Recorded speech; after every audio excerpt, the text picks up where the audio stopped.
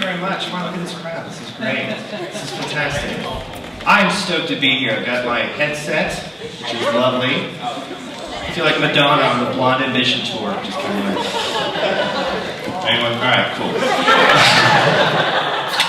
All right, so this is the first segment. This is called Just Say No. And as I said earlier, my name is blenniss. And Just Say No is a stand-up comedy lecture about the war on drugs. Or to put it another way, a public service announcement with cursing. All right, so before I get started, I'd like to introduce you to a computer program I borrowed from MIT. His name is Robert. Hello, Robert. Say hello. There he is. Robert has the highest level of artificial intelligence ever created. Not only that, he can also determine who is high in the room right now in narcotics. You've been warned.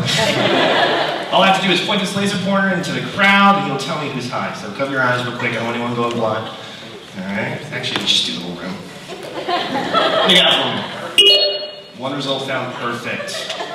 Alright. Could you bring up a picture of that person, please? Isn't this great? Like 15 years ago, right? We were doing dial-up internet, right? And now we got stuff like this. Shit. Robert's not really the most accurate program.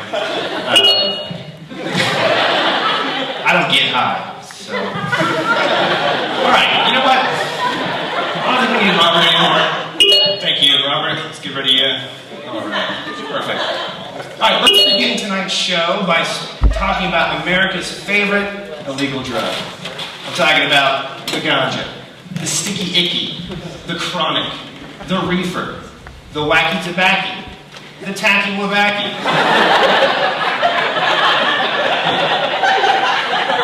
Herb, bison, Eleanor Roosevelt's penis. Jive, sativa, sinsemilla, the reason why reggae music's listened. Mary Jane, the shit. If you don't know any of those words I just said, let's call it marijuana. Right? Some quick facts about marijuana. Marijuana flourishes in temperate and tropical climates, very much like the elderly in the United States. The active ingredient that gets you high in marijuana is called THC, which stands for tetrahydrocannabinol. Now, if you take the Latin origin of each one of those words, it translates roughly to, can I crash on your couch? The earliest written record of marijuana dates back to 2737 BC, but scholars believe that marijuana has been written about for over 2,000 years. Some works of literature believed to have marijuana references in them include the Atharva Veda, a sacred Hindu text. Also works by Homer, Herodotus, Arabian Night Tales, and some scholars even claim the Bible. Now, I read the Bible for this show. Didn't really want to. But I didn't find any direct correlation, so it's something cool to think about, though. Right? Now, in terms of the U.S., weed first gained national attention at the World's Fair in 1876 in Philadelphia, Pennsylvania. This was the first World's Fair ever held in the United States, and a variety of inventions were shown. Some inventions included the telephone, the typewriter, and, believe it or not, Heinz ketchup. But there was one invention that would change the weed-smoking world forever. That invention was the hookah. At the Turkish exhibit, marijuana was smoked openly by attendants, making this the first public pot party ever held in the United States. And it was a huge hit. Word spread quickly about this exotic weed.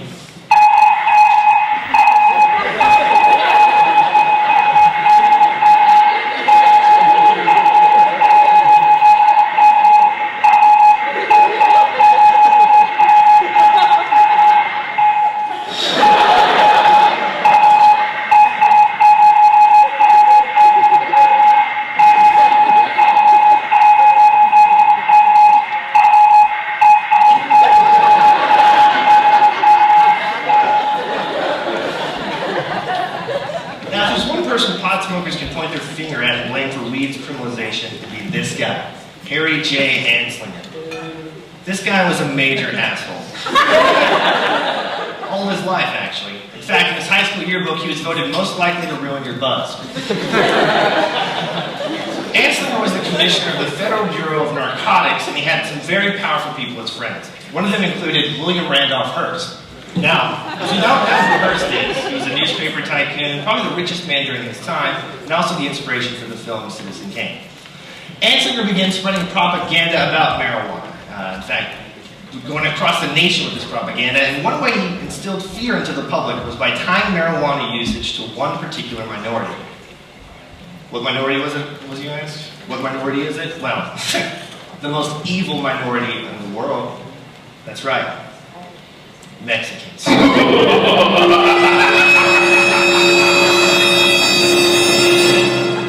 Alright, maybe not as evil as claimed to be. How did they spread the propaganda? Well, Hearst helped him. He used 25 newspaper chains across the country, radio stations, news services. He even used magazines that still exist today. Magazines like Harper's Bazaar, Good Housekeeping, and Cosmopolitan.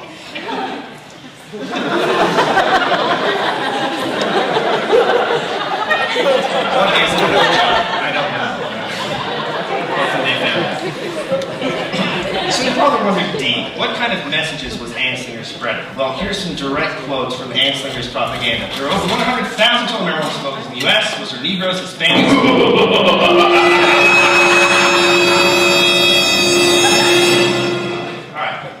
Filipinos, and entertainers. Their satanic music, jazz, and swing result from marijuana usage. This causes white women to seek sexual relations with Negroes, entertainers, and others. Marijuana is an addictive drug which produces in its users insanity, criminality, and death. Reefer makes darkies think they're as good as white men. I'm not making this up.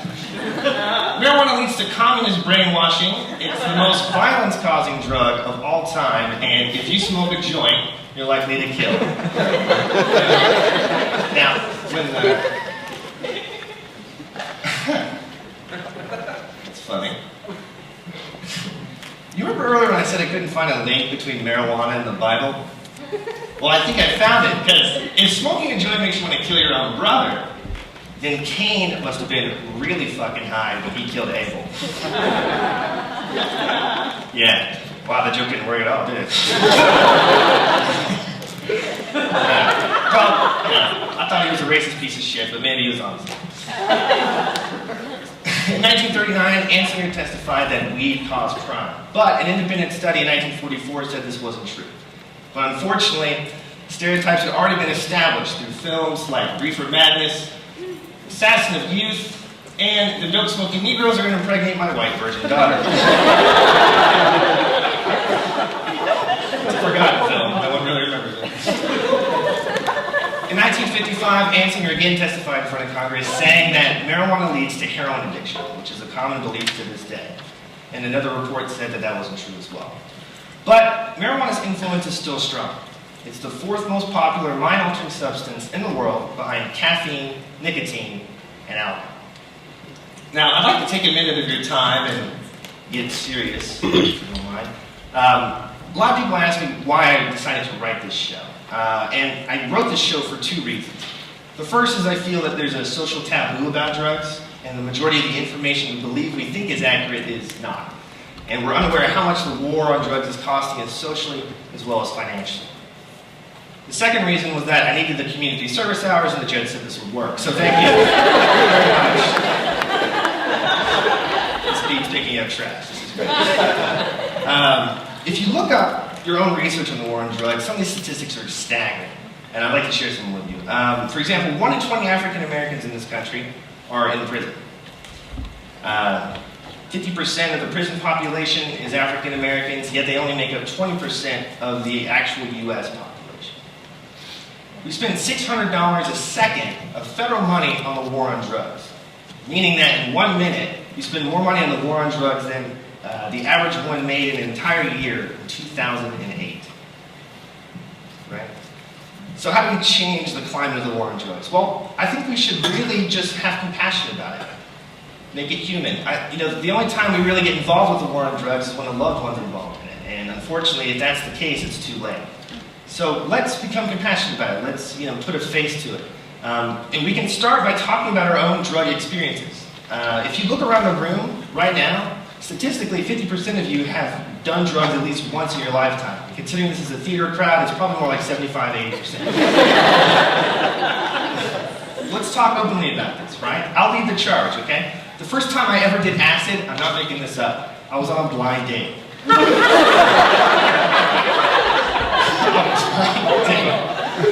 My friends kept asking me if I was afraid she wasn't going to be cute. I was just worried about spiders coming out of her.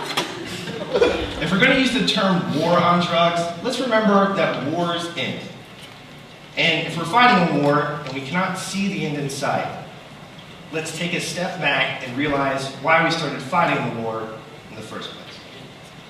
Thank you for coming out tonight. Thank you for keeping it a little weird, and thank you for letting me speak. We'll see you soon. Yeah.